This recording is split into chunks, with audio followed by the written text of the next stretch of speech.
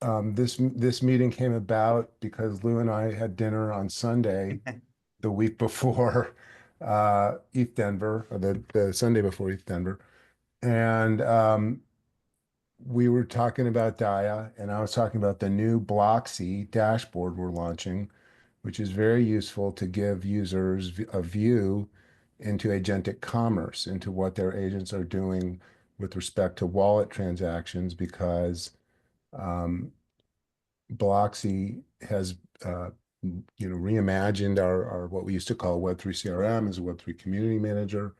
We've been getting a lot of interest in what we're doing from people doing ICOs and meme coins, and from people building AI agents who want a dashboard into what. Here comes Robin. Hey, Robin, just getting started. Thanks for joining us. And so Blocksy, now says visualize blockchain, where you can manage AI agent transactions. And so in that conversation with Lou, we thought, hey, let's let's have you join DAIAA and let's form a subgroup around this idea, because a lot of people are talking about agent to agent commerce, agent to agent transactions. So I had added this agenda to the meeting invite, and I also have it, and I'm going to put a link to it in the chat so everyone can access it directly. Hey, Eric, this is great Yes. to have this, but would be, I mean, we kind of get into some kind of cadence about, Yeah. sending out Yeah. the agenda, earlier and giving, Yeah. I sent it out in the meeting okay, invite to everyone. So everyone has it. For anyone okay, who didn't terrific, see it, it's now, I'm putting it now in the chat, and awesome. And everyone then, who, and then yeah. everybody So also have an everyone opportunity will to, have, yeah, everyone who didn't already have a chance to look at it, can look at it here. And so basically, let's start with welcome and introductions. So there's, a handful of us here. Why don't we just spend a few minutes going around the room, and then Lou, you can talk about why you formed DAIAA in the first place, and yeah. DAIA, and why we're having this subgroup. And in your intro, if you want to kind of bleed into number two, which is, what do you hope to get out of this group? Why are you interested in this? That'd be great. So let's do that. And Andy, why don't we start with you? Okay. So I am doing a bunch of AI stuff because everything's AI now. Um, I last worked with AI in '92 when I was one of the leading researchers. I actually built the world's largest computer cluster to do some AI training. And my in the main I'm just very focused on one thing, which is we're trying to build agent managed funds where we can have agents be traders and allocators, and we can control that with a smart wallet. So Mhm. replacing essentially a smart vault that allocators use with a smart wallet. And that's sort of a general case of anybody who has agents working for them is going to apply the same kind of controls to the budgeting that Mhm. they put out to those agents. And I've developed a very strong opinion on how that's going to work, which is we're not going to actually deposit money with agents, because what I've noticed is they churn very quickly in months, weeks, days, or hours. Yep. And in that situation, you wouldn't deposit with an agent. You would just hire one and give them a budget allocation or some sort of policy allocation. So I'm very focused on that. I'm probably less useful for the rest of the agenda. I just have to get that done. I love it. Thanks for that background and introducing yourself. I think all of us pretty much know each other pretty well on this call. At least I feel like I've gotten to know all of you through all the collective calls over the years. And Mihai in person in Paris at NFT Paris a few years ago. So that was great. And of course, Josh is my business partner at Blocksy. Hi, guys. We'll just going, left, right here, and we'll end with Lou so he can talk about DAIA as well. Josh, why don't you give your intro? Yeah. So my background is as a marketer and as an artist. I met Eric a few years back, actually while working with a few NFT projects that were top 100 projects on OpenSea. And we ran into similar issues in terms of data tracking and visibility. At the time, it was more observing like engagement via Discord communities and like transaction exchanges like with these NFTs. OpenSea didn't have quite as many KPI trackers as it did, then as it does now. But Eric and I were looking initially in the art space and then thought that this would be a more broad, solution and problem that people were facing. So we started doing dashboards and workflow management. found that that was something that might have been a little bit too cumbersome for people in that space, and it also conflicted with a lot of enterprise players that already had CRMs and obviously a lot of rhetoric that they have to adhere to. So we've just kind of over the last couple of years been looking again at this AI pivot, looking at just what are the most crucial data points that people are needing to monitor and how we can sync with existing infrastructure as just kind of like an added on layer for visibility. And I think that that's where we kind of ran into this opportunity also for AI agents, as well as just tracking like, where you're seeing a lot of the volume right now on blockchains, which is like meme coins and asset trading and things like that. So that's kind of what led to the most current version of this. But my background is working with a lot of marketing agencies. I was at iHeart doing campaign management for Toyota and Lexus, for a while. Before that, working on small business startups, from operations and marketing. And that's just, I think, how Eric and I crossed paths was through some of that work and found that we could, apply our interests and passions to blockchain as well. Yeah, thanks, Josh. So I'm glad you were able to join, and let's move on to Mihai. Yeah, so those who maybe know me less, so I'm in the I'm in the Web3 business Bitcoiner since 2013, and in 2018 I launched a platform called Beam, which is a Web3 streaming and live events white label platform. So it's a technology that anyone can use to set up their own video store, streaming platform, live events with chat, with interactions, with tipping, with payments. So it's literally a Twitch, YouTube, Vimeo in a box, but it's decentralized with decentralized video and payments and everything.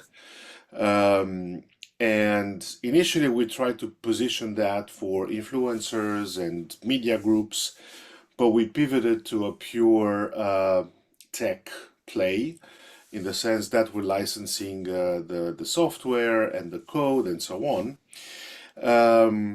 My background is essentially in tech and media. That's my fourth company, and the previous companies were literally the French Netflix back in the 2000s and so on. So for me, I'm playing with AI for a while now, and for me, what's interesting right now, at least from a Beam perspective, is that AI agents, especially if they're autonomous, they want to have a life of their own. They want to transact, they want to interact, and we can see more and more agents, trying to engage with an audience, and actually directly with the audience, but also engage with other agents through their avatar to create literally a show. I mean, they have already Twitter accounts, and I know some of them you would have some YouTube channels, but the idea is to let the agents set up their own platform, set up their own live streams, collect money, interact, get tips, tipping, and engage with their own audience and become their own media groups in a certain way, right? So what I'm looking at is evolving Beam by adding specific APIs on-chain but also off-chain that would allow agents to truly use that as an extension of themselves. And in environments like ELISA or virtuals, put that as another element that agents can add to their toolkit, and they can interact and use. That sounds good. Mihai, thanks for that. Let's let everyone else introduce themselves. Appreciate that intro. It's interesting to hear about the connection to your original project video and the way it kind of integrates into this vision. So Robin, why don't you go next? You enthusiastically sent me an email wanting to join this group. Thank you. Thanks for being so organized, Eric. This is great. Sure. So I wear two hats. The first hat is my original business, which is was in the online payments. We had built a business called Paygate. We sold it in 2015. We built another legacy payment gateway. It's just cards and mobile monies and things. It's got Bitcoin at the checkout, and I'm looking for an angle to put blockchain and AI into it. So that's my one hat.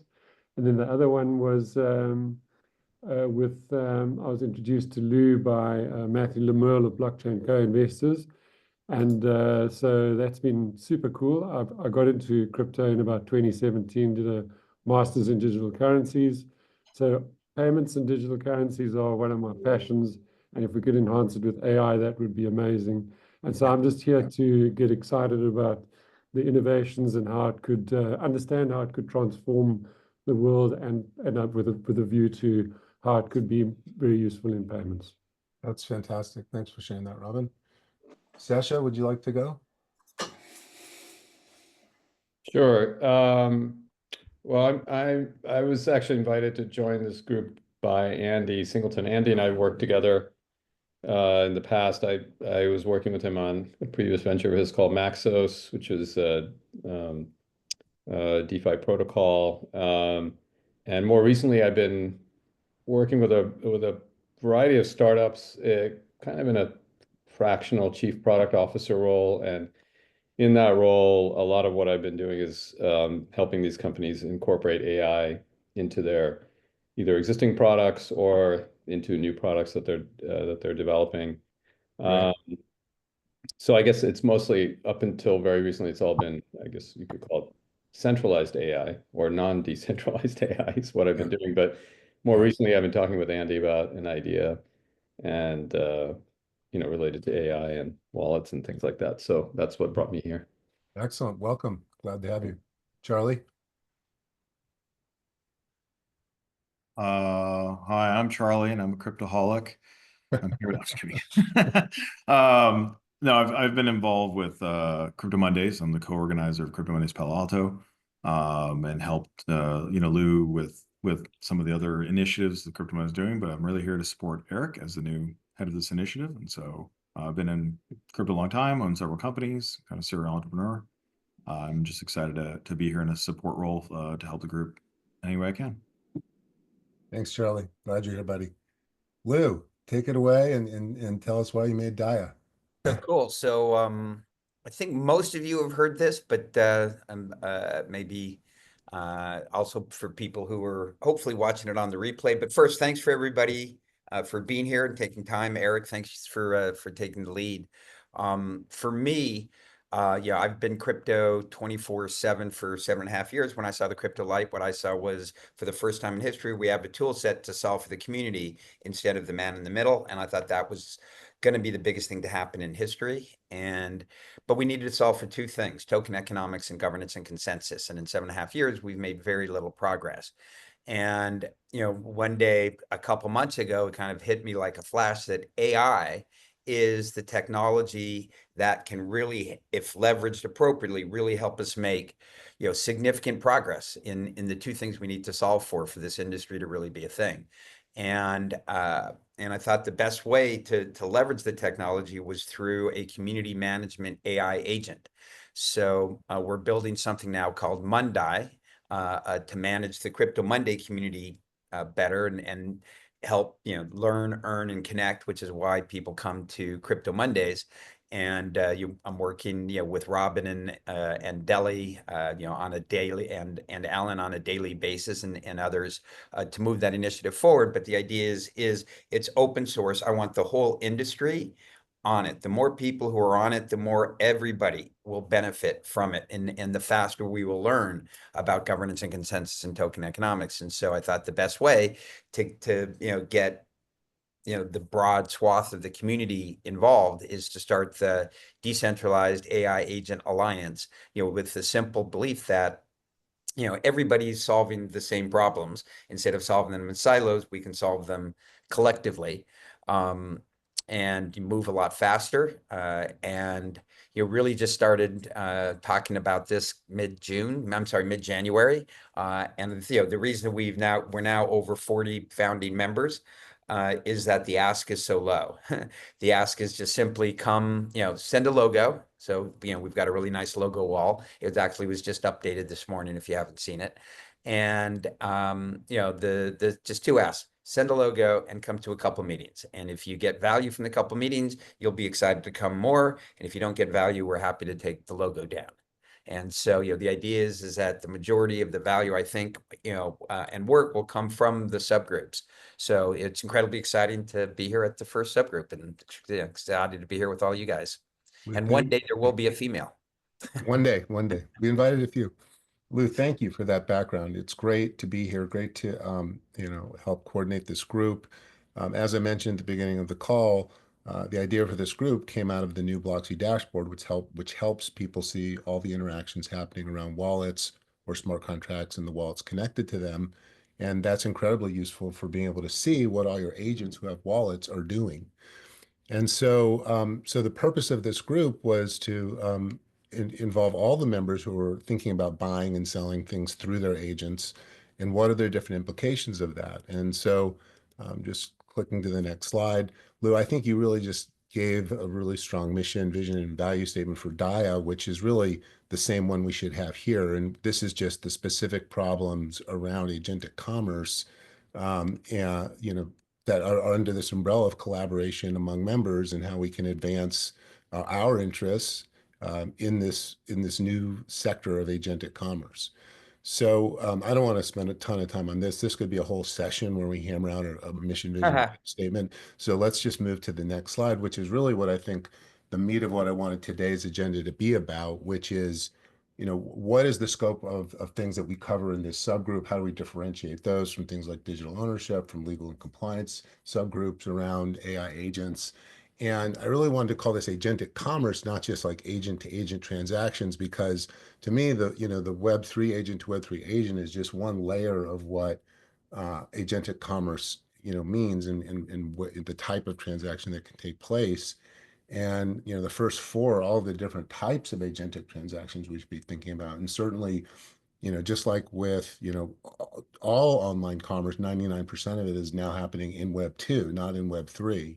And so if we're only thinking about just, oh yeah, all agentic commerce is going to be a Web 3 wallet to Web 3 wallet, I think we're deluding ourselves. I think we want to be ubiquitous.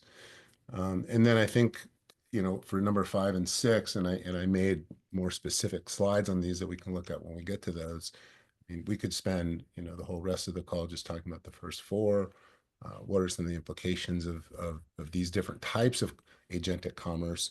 And do we want it to be this broad? Like maybe, Andy and Sasha, you're focused just on number 1. So it sounds like, because you're building DeFi agent, trading agents, but I think we should be looking at all of it. So I want to just open up to a discussion on the scope of topics that you guys think we should be covering in this subgroup. Sure. I think in this group in general, like crypto focused people, AI people are kind of way out on the edge of the curve. And I think for a lot of companies where I've observed in the last 3-4 years, where they really struggle is sort of explaining the value prop of like, what is agentic? What is this? How can they translate that to traditional business? Right. The TradFi guys talk about this all the time, where they're taking traditional finance things and either trying to convert to an asset class, or they're trying to add value via bridge or liquidity or whatever. So I think with agentic agents, I think it's really important to sort of help everyone frame the discussion appropriately. What is an agentic agent? What does it do? What does it not do? Right? Because in the space like AI, everyone thinks AI can do everything, and finding out it can't. Right? So it's really important. And I think as people come to crypto monies and want to partake in events in this group and whatever, getting them to move that ball forward the right way is going to be really, really important. And I think it's just level setting and framing and getting them to like, that's fine. I want to do this. Where do I start? Where do I look? What are good resources? What are good tools? What are good members to connect with? Right. Then it starts with us having a good definition ourselves about what we think it is and where we think it can be. Mm-hmm. Andy, it sounds like you guys are actively doing number 1 on this list with DeFi agents and bots. Well, Those live, or is it a roadmap item? It's planned. Yeah, I mean, I conflate all 1, 2, and 3. Yeah. If you have Web3 agent doing anything for you, Right. it's going to be spending money, and we need to control that. So, and and do even some on number budgeting. one, there should be like a human in the front of that, where it's human to Web3 agent to Web3 agent, and then on the other back side of that, Web3 agent is another human, right? Like like the human that deploys these at the end of the day is there in 1, 2, and 3. Is that what you're saying? Well, not necessarily, but yeah, there's a control. Yeah, it's working for a human somewhere, Yeah, or a or it business. should So be. that's the It should be, right? topology I that mean, I it should think be, about. because there's a lot of talk about autonomous agents, and who do they report to at the end of the day? I think it's something we should always. Yeah, I'm not a big fan of autonomous agents. I don't Yeah. think they're going to go forward. They don't fit with how agents actually work, which is this churn, right? You're Right. constantly manipulating them and upgrading them.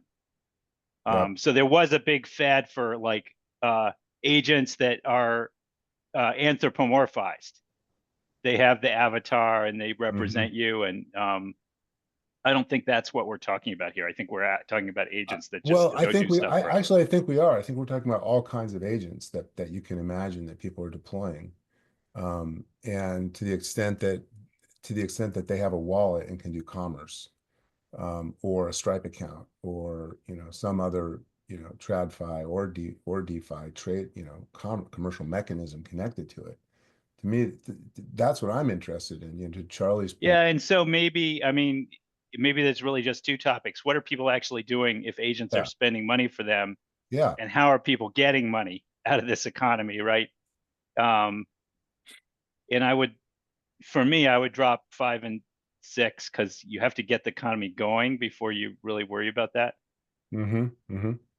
Yeah, that definitely, that 5 and 6. And we actually have data now. Like, now I'm looking at wallets. That's your control point.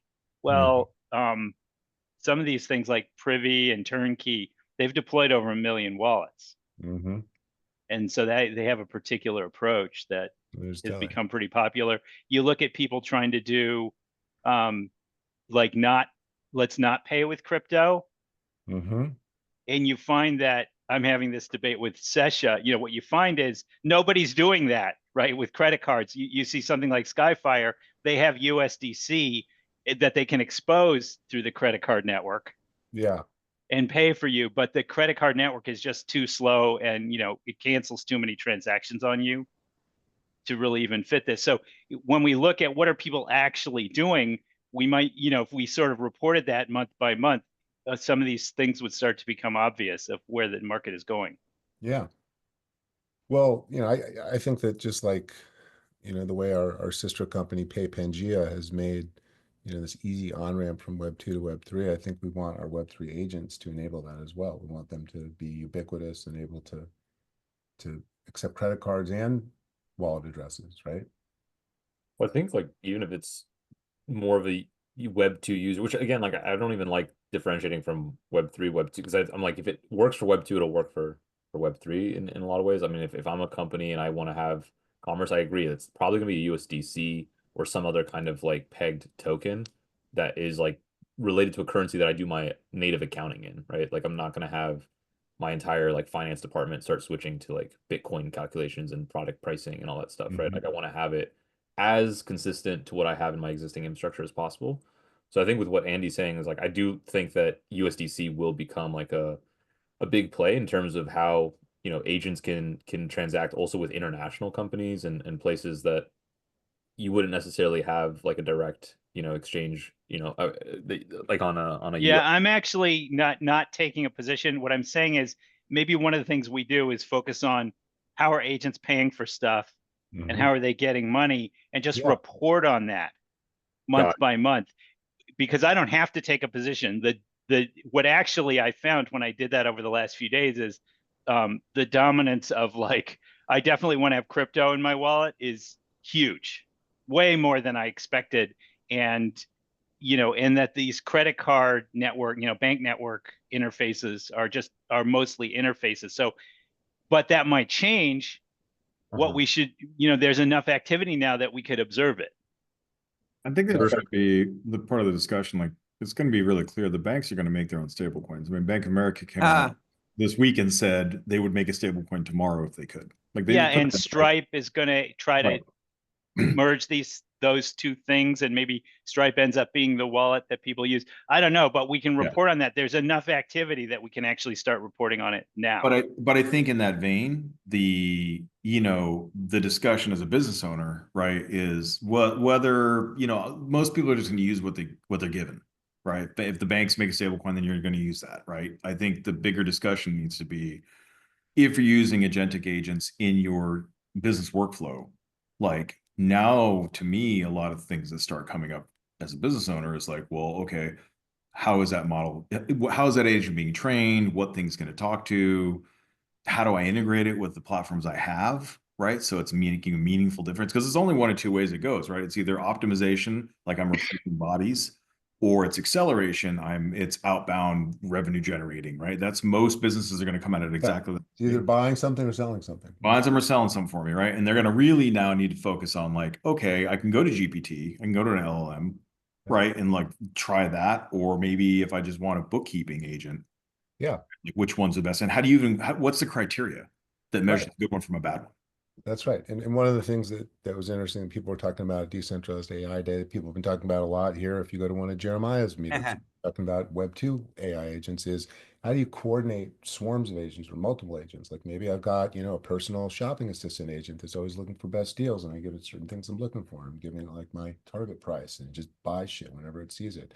And it's, I have another one that does like all my DeFi trading, another one that does my stock trading, and on and on and on and on and on.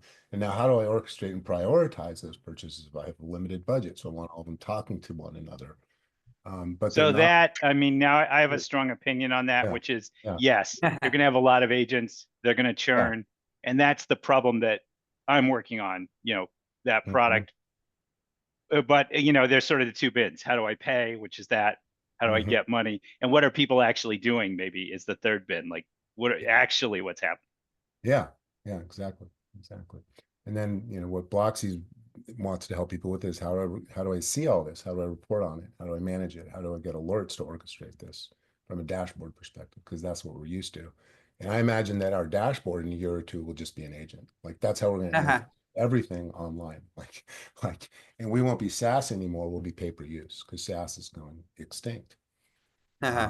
Actually, I think from a DAIAA perspective, everything that we just discussed is extremely valuable. I think, basically anyone who interacts with whatever DAIAA is producing, or allowing to get access to, is about seeing what's possible, first of all, because the space is evolving so fast in AI, and so fast in Web3, that for most folks, if you are a business owner in a startup or a larger company and so on, you can't really catch up with that, and you want to have some ideas. Okay, what's going on in a decentralized world where AI and Web3 meet? Because on the other side, in the centralized world, I'm quite certain that all the big guys from Google, Microsoft, and all the likes will put very nice websites and packages in place, and communication, campaigns, telling everyone and their sister, how great it would be to use their new agent or their new protocol and interface that has been just released. Mhm. And that's going to be what everybody will follow, because again, it's OpenAI or Anthropic or whomever. Now, on the other side, if you want to go in a more decentralized way, first of all, you have to understand why this is a benefit for this agentic commerce, and then how to navigate this space. Because again, if it's decentralized, it's going to be messy, right? So, Yeah. in some ways, I think probably one of our roles should be, okay, well, let's clear up a bit the mess and put some order and some way to understand what I can do and how I can do it in the right way, Yeah. without falling in the hands of the centralized agents. Well, I would argue that this topic on negotiations is essential to that conversation. That like, we need to start thinking about these things, the ethical considerations, the contract negotiations, whether it's a smart contract or a legal contract connected to it. How do you connect legal contracts to smart contracts? That, the tax can come later. For this group, I think that, you hit on something important like protocols. I think we have an opportunity to create standards, right, for how agentic commerce is done. Just Right. kind of like the International Online Advertising Association created all the ad units for display ads, 20 years ago and stuff like that. And the way, protocols were decided around how URLs would get assigned and registry services and things like that. I mean, we have that kind of opportunity to define those protocols and standards for how agents interoperate in all of these different ways. That to me would be an important goal, a priority, or focus that we would want in terms of outcomes of the group, the type of agenda we want to work on, and recruiting people into the group who have a strong opinion on how to do things like that. Go ahead, Andy. So your document looked to me like standards. I participated in a lot of these standards processes. It Yeah. looked to me like, a standard setting group. And Yeah, that's that my is super bias, but maybe useful no one in- else is interested in that, but I am. yeah, so that's super useful. My opinion, my reaction, personal reaction, right? Yeah. Everybody's going to have a different reaction to that. Yeah. Is that standard setting groups are for people who have salaries that are paid by big companies that are going to There use you the go. standards. There's And that too. entrepreneurs just cannot take Right. the time because it's a long process to bring it to consensus. Yeah. So that was my personal reaction. To this agenda when you saw this outline version of it. Yeah, it probably does have that. So I mean, I don't. Can I just add to that? Or just chime in on that a Yeah, bit? Dele. Yeah. Hi, and sorry, I missed the beginning, and I had another meeting a standing meeting, and I'm driving, so I'm off camera. So forgive me for both of those. So I think you're absolutely right in terms of, and I've basically done a lot of standards orientated work, particularly around data and policy orientated work. I mean, and policy is probably even slower moving than standards in that regards as well. Yeah. But in some regards, and I totally agree with Andy in the sense that as entrepreneurs, which a large bunch of the collective are going to be, or the alliance are going to be, who's got time for standards? But maybe as a collective, this is something that DAIAA potentially can and do, and particularly with agents as well, we can automate a lot of the processes involved with this and make it so it's less of a kind of lift for us as members, but something which the collective, which the alliance itself can do, particularly using agents and services to automate a lot of what's needed to facilitate standards and policies specifically. So I purposely, in a lot of the initial conversations I had, said we are not starting off as a standards body, right? That's a whole different thing. I reached out. I don't know if any of you other guys know Ramesh, who leads the blockchain standard board at the IEEE. So I've been trying to connect with him. We actually missed each other in Denver, but that said, again, this is really decentralized. And, so, I think the idea, my idea is if anybody has a problem that they want to solve, they can start a subgroup and solve that problem. And if somebody's problems is standards, great, go solve standards. A bunch of people who want to solve standards, but that is not me. Right. Right. And I think we could have the power to have a massive impact, if that's what people want to do. And also, thinking about this, I hadn't thought about this before, but just this process makes it obvious that the subgroup should probably have subgroups. There's that, but another way to describe standards is best practices. Like it doesn't have to be, that we're going to publish a policy, but just that like everyone who's doing this stuff wants to know the best way to do it. Question: I know we a lot of different angles, a lot of different inputs. I think it'd be really important to define like who's our customer. Like who are we aiming the message at? Because if it's already Web3 natives, right, they're going to look at it a certain way. If it's AI natives, they're going to look at it a certain way, and they're going to want to see certain things. If it's newbies, neophytes to both spaces, but business owners, they're going to want to see certain things. So it'd be really helpful to sort of say if you're starting to publish reports and publish ideas, who is the intended audience Well, would help a lot, because to your point, Lou, maybe Mhm. maybe there's more than one message, but it's aimed at those very specific audiences because they're going to care about specific inputs. Yeah, I agree with that. I think like figuring out the value prop that we're trying to really like go after and then kind of reverse engineer off that makes a lot of sense to me.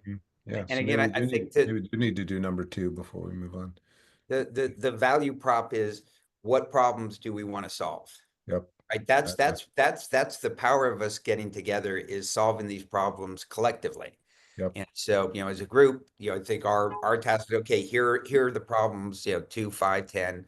And again, if other people want to do subgroups, or started, a subgroup to the subgroup, or start a different subgroup to solve a different, problem. Yeah. That's great. Good point. Really good point. I think for now, when it's this small, we should not divide into groups, but we should try to find consensus on what we think is the most important thing that all of us kind of tend to agree on to talk about first. And Lou, I think to your point, yeah, that stems from what's the problem or problems we're trying to solve, and then rank them in order if there's more than one. So should we start with that question, since I agree with you, Lou. Can I ask something just before we do Sure. that? Because it's a bit of a question of identity in a sense, Yeah. and that's really around decentralized agentic AI. And I guess the first question is that our identity, decentralized agentic AI, and how does that differ from centralized agentic AI specifically? Because that really is going to define the problem space that we're working in. Yeah. So I just want to get a sense of, is that the consensus view, and what is our sort of overall understanding of why that is different, or how that is different from centralized agentic AI? So I actually don't care about the difference. Again, my personal thing. If an agent is paying you, they're probably going to use crypto, and that's an interesting use case. But So what if they're paying you in Stripe, or Right. Visa? Can't they pay you both? I mean, why does it have to be crypto? It doesn't, but I did a survey, and Mhm. people are using crypto. For sure. For So sure. there's something like I do think that Andy like touched on, like there was a problem example that you gave with like if this is going through credit cards, right? There's like automatic securities that are like basically blocking transactions and gets in the way of being able to like execute these things efficiently. Like if there's a list of problems, right, where crypto becomes more efficient to solve Mhm. this way, like I think that also will help us understand like who's the client that's going to need that issue resolved, right? If it's someone that needs to do more international payment processing and stuff, and Blocksy can be a dashboard to track that, or whatever it is that we're trying to like solve, like just really understand like what is the nature of agentic transactions right now in terms of like where are we seeing the most adoption for that? Is that adoption through a Stripe? Is that happening? You're saying it's happening a lot in crypto. I'd love to know like what are the Well, just a primer for people who haven't worked in payments. The difference between a credit card transaction and crypto transaction is credit card transactions can be blocked or rolled back. It's called repudiatability. And that is a benefit for the buyer because you can roll back a transaction that was a bad transaction. It adds to the security, but it's very expensive. Everybody who's a merchant has to put up cash. And if you're an agent and you did a transaction, you can have you can just not get paid. So there is a question, and maybe for this group, about whether agents can even work in that environment, because certainly smart contracts cannot. Mhm. Mhm. yeah, I think that's like I think it's a great question, and I also like Andy's point about where it doesn't really matter whether the agents are centralized or decentralized, which I, in many contexts, agree. I think some cases it does matter, some cases it doesn't. But in the sense of this group, is the focus really should be then, or I'm asking the question rather than dictating the answer. But should the focus really be on agent payments, and the case for whether those payments need to be centralized or decentralized, as opposed to whether the agents need to be centralized or decentralized? Well, yeah, again, I don't think it's an either or. I think it's just to your point, or maybe also to my point, like what's the best practice? When is it best to have Web3 versus when is it best to have Web2 or some combination? Um, I'm just interested in that to inform the product development for the dashboard we're working on, among other things. And that's what I'm hoping a lot of this group can inform, like and I hope for all of us, it can inform, whatever product we're building, we can make it better and more interoperable with all the other players in the ecosystem. I think we just listening to everybody's conversations, we on the bleeding edge of this thing, and so but it's not right there yet. Mainstreaming cards are still predominant, and bank transfers are predominant ways of paying people, and so yes, the future is going to be just click of a button and AI agent doing the transaction and things like that. But there's going to be a process of, let's say, decentralization. There's going to be a process of moving to crypto, and so I feel like we're in a good position as the DAIAA to bridge the gap, particularly between people that don't know what's possible, first of all, with agents, second of all, with decentralized agents, and then the builders who are building functionality, the picks and shovels and all of that associated with it. And I saw this forum as a role to be able to synthesize those two, to see both sides of the equation and champion a transformational new way of being for both parties, and a way to be able to hold a higher vision for agents and for the future for all of us in a way that brings them together and can, it can come over time. But we can hold that vision because we can see a macro vision of what's happening on both sides of the equation. Yeah, I like that, and I think what Andy just said about repudiation, for example, is a brilliant, classic kind of insight, right? On the pros of decentralized payments versus the cons of them. And this is a conversation we just don't have nearly often enough because everyone's so stuck in their tribes, right, on their polarized position on this. But I think, yeah, to your point, Robin, I think that ability to have visibility on both sides and to then chart a very intelligent contextual set of best practices, to your point, Eric, in that sense, according to the context of what you're trying to achieve, that would be hugely valuable. Yeah, exactly. Like just, the stuff we've been talking about, what's the standard for interoperability between BlockC and iCubes, right? And what's the exactly. Lou's trying to come back in. And what's the standard between, iCubes and Travelocity, right? Or like, right.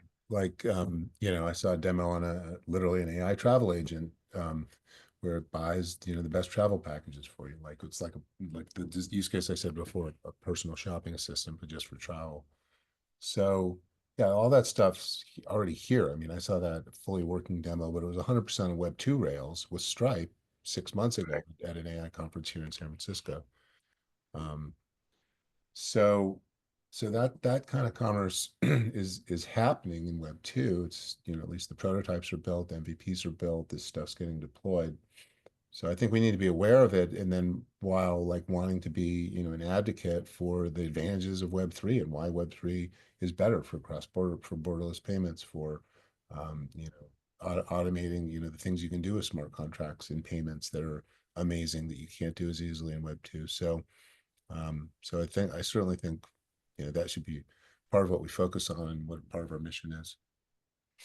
We could also just be a forum. So look at the debate that's happening here and the conversations that are taking place. Super educational for everybody. Yeah. So we create a sort of educational element. I don't think we want to be educating people, but creating a place where these debates take place and where we can help each other understand where it's going and where we are at the moment, and bring the industry together. So bring together the pioneers and the educated, the people that are actually really developing on the bleeding edge of this to discuss these kind of things. Yeah, education and awareness. So yeah, sort of does both, but it can do subgroup things like protocols if that's what people want. Well, this is great stuff, guys. So we've got 9 minutes left. I had sort of imagined, some finishing time to talk about next steps, what the agenda for the next meeting look like. So why don't we talk about that?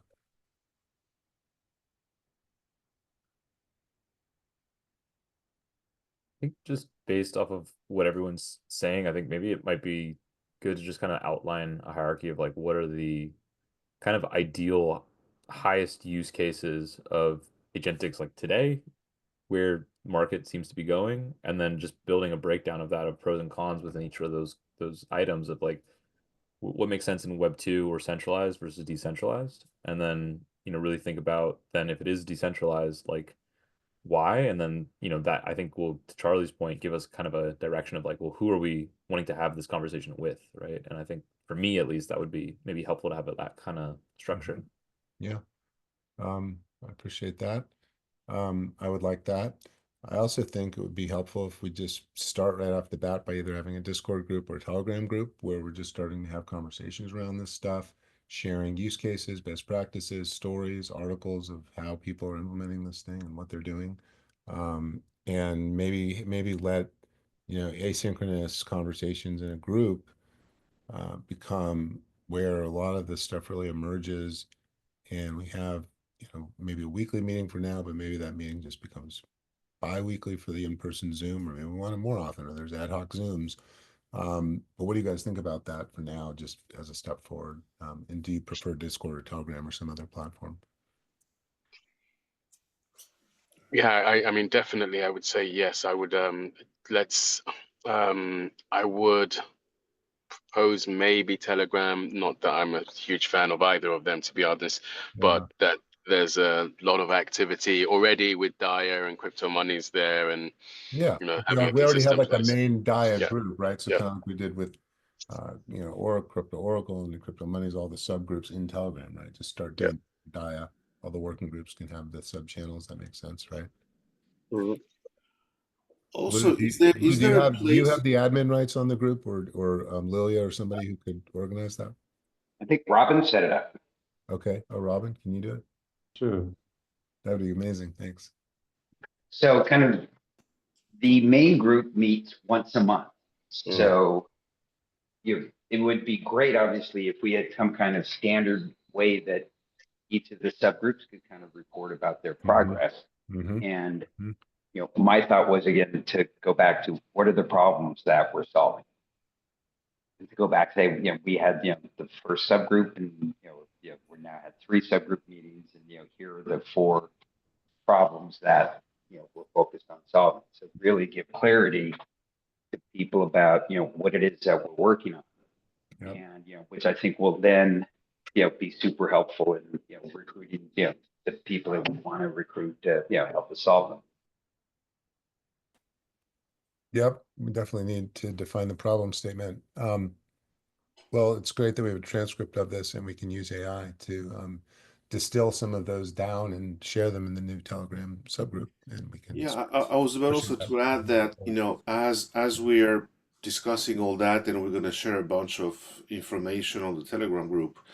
Is there already a discussion about having a kind of knowledge base or a placeholder where we can throw things we find or what companies do or documents or There stuff like that? in the Telegram group, there's probably a bot we could run, ideally connected to Venice AI or some decentralized AI that is just creating a knowledge base automatically for us through an LLM.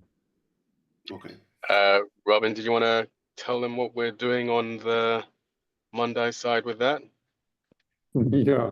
Well, you're better placed than me to do that. But no, we've got KBAI, who are knowledge-based AI, and they are working with DAIAA and us on creating knowledge bases and relational. I don't know, DAIAA, you help me on that. But yeah, it's working. It's looking really good, and so that could be quite useful. I'm not sure whether he has the bandwidth to extend it to this just yet, based on what we're trying to get him to do with the other side of things. But that's definitely something we could look at.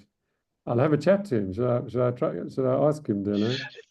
Yeah, and I think Lou and I have sort of, yeah. So am I on mute? No.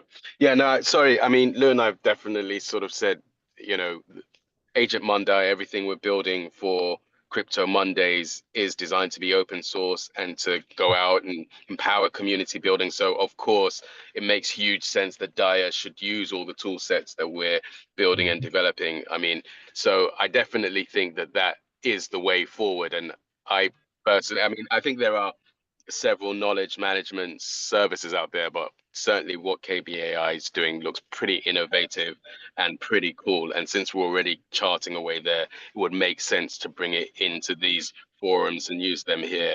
I would just say though, you know, we just need a bit of patience in terms of when these things are going to be production ready. Yeah. And they're a DAIAA member. Right. Yes. Exactly. Very good. That's Just the kind of put collaboration we on want. the because I'm super excited from what I'm hearing tonight about the forum and the discussions and everything like that.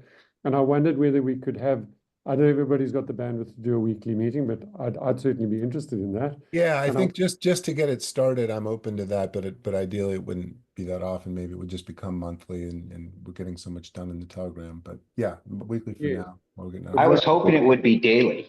daily. Okay. No, God, Lou, please.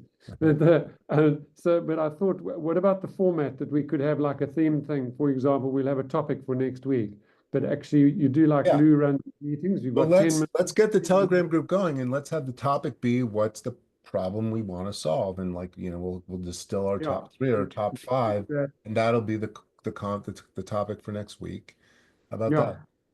that? And possibly the next week is like, what is a decentralized agent versus another one? We have somebody discuss that. And so we have a Yeah. theme every week. Yeah, we But could we- have every week someone could present a topic like that. Like if someone wants to present on what makes a decentralized agent, you know, decentralized versus a Web 2 agent. Yeah. Yeah. I'm happy to throw a presentation together on that, or if someone else has a strong opinion on it, let's hash that out in the Telegram.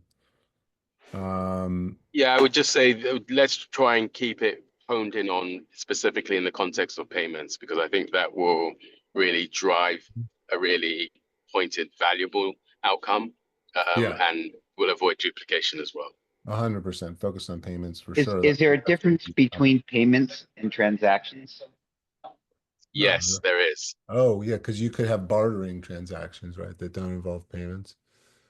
And you can have information transactions that don't involve payments at all. Contracts, you know, Yeah. contracts is a transaction as well. Yeah. So there's lot of got to be a things. fight. So there's always a financial element to these transactions, hence the word commerce in the name of this subgroup.